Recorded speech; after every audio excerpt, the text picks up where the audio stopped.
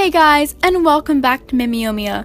I'm back with more art because, surprise surprise, I've fallen into another fandom, kind of. And it's Sasha Velour. If you watch RuPaul's Drag Race or keep up with it in the slightest, you'll know all about this season 9 queen, the current reigning. I actually discovered her through an Instagram tag journey after the finale, but without knowing she won. I'm not sure how I managed to do that. And her aesthetic earned my follow. I watched season 9 clips and her personality drew me in, and the final straw to get me stuck for a good long time was her website, where her work as a graphic designer and comic artist inspired me. Now, I feel the need to insert a little disclaimer. I don't know Sasha personally, of course, and I haven't had long to familiarize myself with her. I'm gonna talk about her in this video, and I've done some research, but I'm probably gonna make some mistakes. I don't even know if I consider myself a fan of RuPaul's Drag Race, because I haven't watched any of the full episodes. But I know I love and appreciate what I've seen of Sasha and her art, so I'm making art of her as a tribute. This time-lapse will take you through my sketching, inking, and coloring processes for an illustration of 2 Sasha Velours, one of her very first looks and one of her most recent. The first look is from an Oscar party held at Revolution, a clothing store in Vermont, where she won the Best Dressed award, all the way back in 2012. It's not her very first time in drag ever, but it is one of her earliest public appearances. And of course, the recent look is what she wore at the crowning ceremony, silk tie dress, crown, and all. I didn't draw the scepter though, that's too much work. So, this amazing bald queen was born Alexander Hedges Steinberg, Alexander coming from her Russian heritage and Steinberg from her Jewish heritage. She grew up mostly in Urbana, Illinois, lived in Russia and Germany before going to college, and has since moved to Brooklyn, where she currently lives with her partner Johnny and their dog Ivan the Terrible, who is lovingly nicknamed Vanya. She started going by Sasha Steinberg at some point before she received her master's degree, which I really only know because her portfolio and her thesis project are under that name. The name Sasha itself is a Russian nickname for Alexander or Alexandra, and of course velour is a cheap fabric used to substitute for velvet. These came together to form the name of her original comics character turned drag persona, which was brought to life in 2012. Sasha has said that she feels her name is a great metaphor for drag.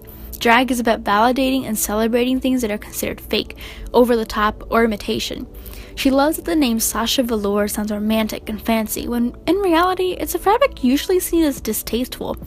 That aspect of beauty coming out of something ugly or undesirable is a huge part of Sasha's drag. One of the biggest examples of that is her bald head, present in the majority of her looks. Historically, having hair is much more desirable than being bald, but Sasha wears it proudly as a tribute to her late mother, who died of cancer 2 years ago. Similarly, if you watch or listen to interviews with her, you'll hear the words different and weird thrown around quite a bit.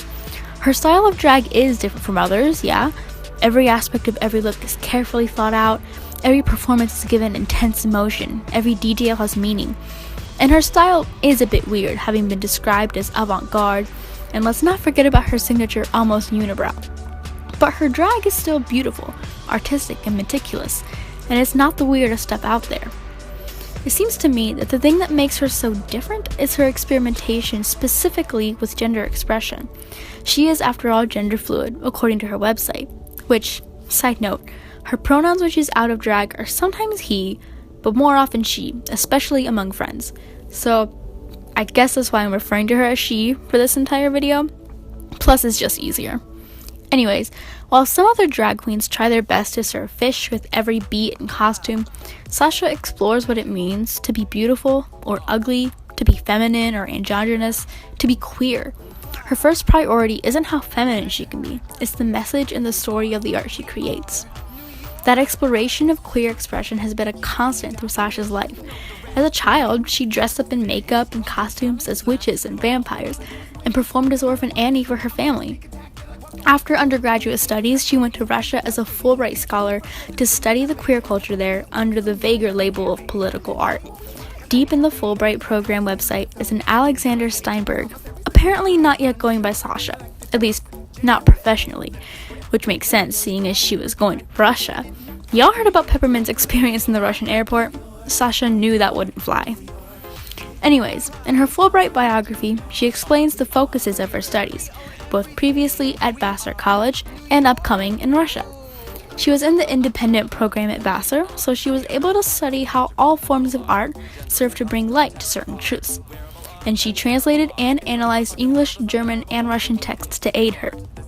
Going even further, she used what she learned to examine how race, religion, sexuality, and class worked in society. Her time in Russia trying to explore and discuss these topics would eventually lead her to comics, which she found could better communicate such complex topics. When she returned to America, she went to the Center for Cartoon Studies, where she learned graphic design and started working on her comic series, Stonewall, which later became her thesis project. It follows 3 characters through the Stonewall riots, aiming to tell its complicated story through different styles and different aspects. Apart from Stonewall and several other comics, Sasha has had success in multiple projects. House of Velour has merchandise that she designed herself, including shirts and enamel pins. She, alongside Johnny, founded Velour, originally Vim, a magazine that explores and discusses the multiple facets of drag and the niches it fills in history and in society. And last but not least, Nightgowns, which is a monthly theatrical showcase filled to the brim with drag performances that prompt the audience to laugh, discuss, and think about all kinds of queer ideas. Sasha's love for comics and design shines through in both her drag style and performance, with clean, graphic lines in her costuming and the animations she projects onto the wall she performs in front of. Outside of Drag Race, her drag is experimental, thoughtful, emotional, and highly personal, which gives her power and confidence to do what she feels tells the story best, which can come across as weird, but ultimately is her truest artistic effort. And that is the so-called revolutionary element of Sasha's drag.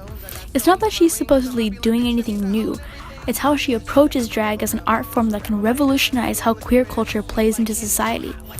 She'd be bringing light to her kind of drag without the crown anyways, but now that she's got the crown, she can use the exposure that comes with it to bring drag into the mainstream spotlight as more than cheap entertainment. And that's how she'll change it up. I mean, look how far she's come. She's entirely capable of doing so much more, and I know she will. So Sasha, I can't even speak right. That's how much you inspire me. So thanks for that inspiration. You make me want to create all kinds of art and approach new topics with friends, on campus, online, anywhere, honestly. Maybe this was just the back to school motivation I needed. Well, here's pretty much the finished product. I think it looks pretty good. And I also put glitter on that dress because it is sequined. Did you know? That is a dress she wore for her Club Kid runway. Like, nice. If you like what you see, you can like, comment, subscribe, or just come back every week for another video. I post every Monday. Or, I try to, at least. So, I'll see you next time. Bye!